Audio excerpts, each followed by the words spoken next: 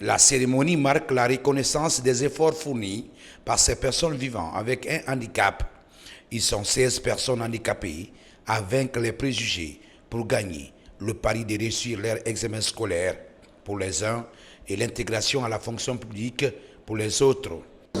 En Guinée, nous sommes à près de 166 000 personnes porteuses de handicap et l'opinion a souvent tendance à penser que quand on est porteur de handicap, qu'on est un fardeau social.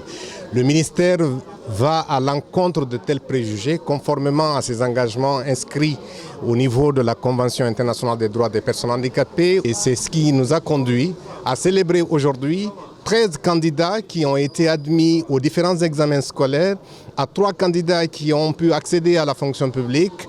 Merci Madame la Ministre pour l'attention, l'esprit de tolérance et d'inclusion et surtout pour la valorisation de nos droits. Chez nous, la pitié n'est pas le maître mot.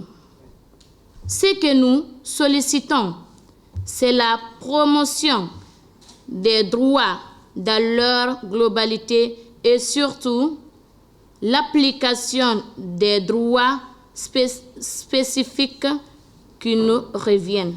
Le gouvernement, dans sa politique d'inclusion, ne veut laisser aucune catégorie sociale derrière. Au niveau du ministère du Travail et de la fonction publique, il y a une réelle ambition qui nourrit aujourd'hui nos actions pour la prise en compte réelle des besoins des personnes vulnérables. Quand on organisait ce concours, nous avons fait le choix de la transparence, nous avons fait le choix de l'innovation, mais nous avons fait aussi le choix de l'égalité de chance entre les filles et les fils de ce pays. Et parlant d'égalité de chance, nous avions aussi voulu que les personnes handicapées puissent avoir leur chance d'accéder pour servir l'administration publique guinéenne. Ils ont leur diplôme, mais nous voulions vraiment marquer le coup en leur donnant ces satisfecits pour réduire le nombre de personnes vulnérables dans notre pays.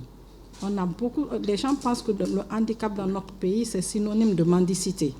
Et c'est ce que nous voulons réduire. Le ministère de la promotion féminine de l'enfance et des personnes vulnérables, à travers les écoles spécialisées, le centre Sogué de Taouya, l'école des sourds-muets de Boulbiné et l'école des aveugles des Erekoré, offre des formations de base à ces personnes qui veulent participer à leur tour au développement socio-économique du pays.